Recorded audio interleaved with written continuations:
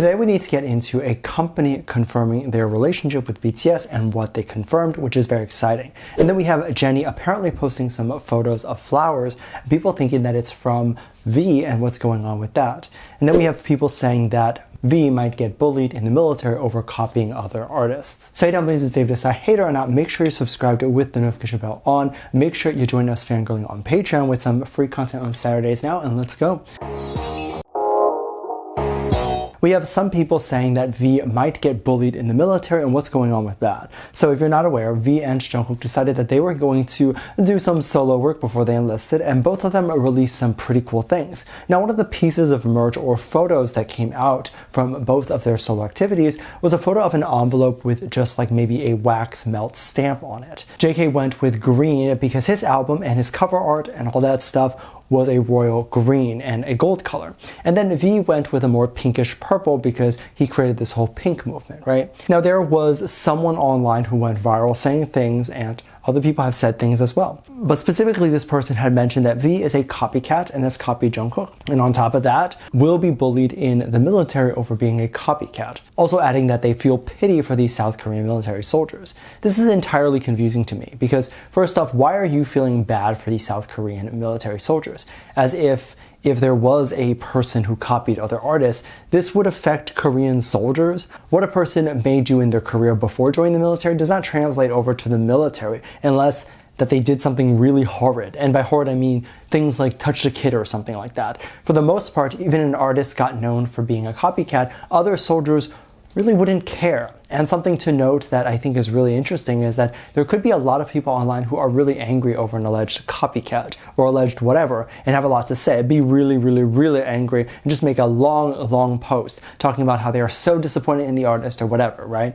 However, in real life, things like this don't translate. Most people who you meet in real life are actually kind of sane and wouldn't write long posts about whatever's going on. Most people that you meet are not super diehard fans. If you are famous, and the people that you meet might know who you are, they might know a lot about you, but they don't know all of the little details and little scandals that you've been a part of. These scandals only get brought up when you're online. Now, of course, I have to say there is no copying here. Both artists, JK and V, decided to create something that was really cute, decided to create a letter. Neither of them are copying each other, and neither of them have created this super original idea. The idea of having an envelope with a wax melt or having any sort of envelope thing to signify a gift or a message to the community is not something that's an original idea.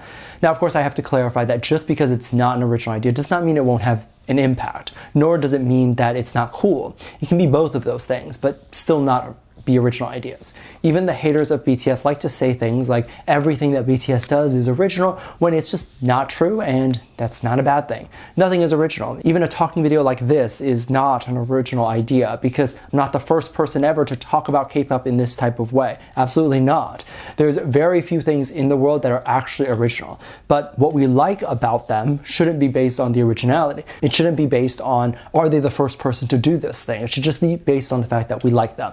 The boys have plenty of original content, and if you want to join me and the community in reacting to some of the boys behind the scenes as well as their music videos and kind of fangirl and laugh together, then make sure you join us on Patreon. There's currently a $1 tier where you can have access to videos every single day, but we also have a tier where you can just follow along, and then I will post free content that's available every Saturday. Just because I know times are tough right now, and I kind of want to have the ability to let people join and still get access to something. So if you're interested, the link is at the top of the description. So there's a lot of stuff that's going on and a lot of stuff that's happening, and still there are probably not major events that are happening with BTS members, but a lot of stuff is happening, which is kind of cool. Recently, one of the things that was really cool and went viral on X was a post that was from a TV show on Netflix that mentioned that BTS's song will be in the show as like a soundtrack, and the post was only half of the songs that would be in the series, and then they would post the other half later on, and one of the songs was, of course, Dynamite by BTS. People were very excited to even see BTS represented in that way. However, a lot of people, due to the nature of the show, felt like there were definitely other songs that would be more appropriate for the show. For example, Black Swan has a little bit more of a classic feel, and so people were thinking that they should go with that for the show because the show has a more classical, timey feel. However, none of the BTS songs feel less contemporary. Most of them feel pretty modern, so while I think Black Swan would be the best fit, I don't know how much of their catalog is really good for soundtracks except for their soundtracks that they've created. I think Spring Day is definitely a good one, but probably not appropriate for this show. However, we still don't know if Black Swan would even be on the show because the second list should eventually get posted, and then we'll see if the song ever made the cut or not. This is very interesting to me because we tend to see that every time BTS makes like a soundtrack and one of their songs makes it into an American or Western show, it tends to only be Dynamite, and that's because that's their most well-known and most streamed song. But it's probably the most frustrating thing to me and to anyone who is a big BTS fan, because there's such a huge catalog of music to choose from and a song for pretty much any occasion that could be chosen. And again, I did say that I don't feel like any of them really fit as an OST except for their OSTs. However, I think that there are probably better choices than just Dynamite. Now, this was cool because it felt like Netflix and this show was officially confirming and standing by BTS and acknowledging that there is some sort of relationship there. And that is really cool because all of the cast is now aware of BTS.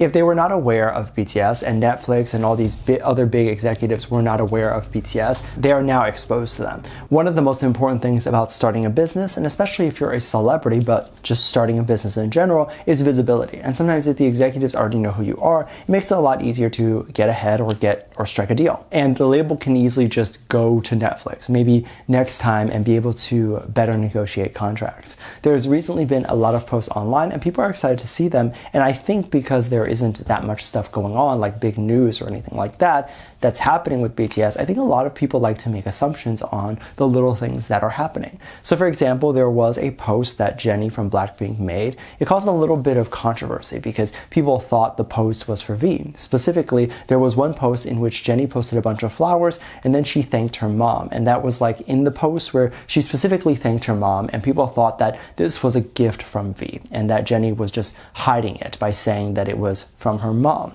Now, people thought this was from V specifically for the color of the flowers. Like not too long ago, before these flowers were sent, V did a magazine shoot where he had this same color and all that sort of stuff. So people thought that this was Jennie's way of referencing that shoot and referencing that very specific color that is V's favorite. Now, V did do an interview and he did talk about this specific post and this photo shoot. I believe he had said he wanted to do a bit more of an anime look, and it was more of a stylistic and creative decision to go around with this sort of bluish hair, because a lot of anime characters have this bluish hair.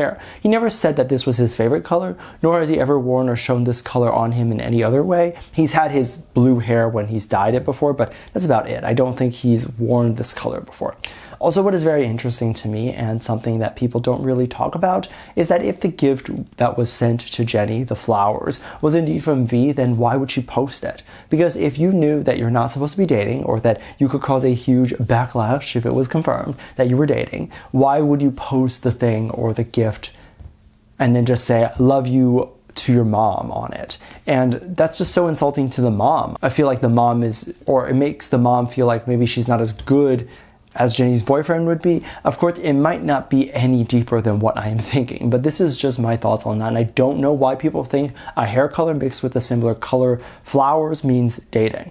There was even other posts saying that they were still dating while V was in the military. And typically, if the two are dating, then that's just how it would work. They wouldn't give up dating due to the military. They would probably just go long distance and just wait a year or two, and then that's it. Of course, on V's free time, he could still make a call and talk to her, so it really wouldn't be that bad of a long distance. It wouldn't be like a radio silence long distance. However, there have been articles even right before V had enlisted to say that the two had already broken up. So do you believe that the two are in fact still together, or do you think that they're broken up? Which is really my thoughts here. I don't think that the two are together, nor do I think if they were together, anyone would be posting any sort of gifts from each other. Let me know what you think. Make sure you check out Patreon for more videos. Link down below. Thanks, just leave a comment right here. Love you. Bye.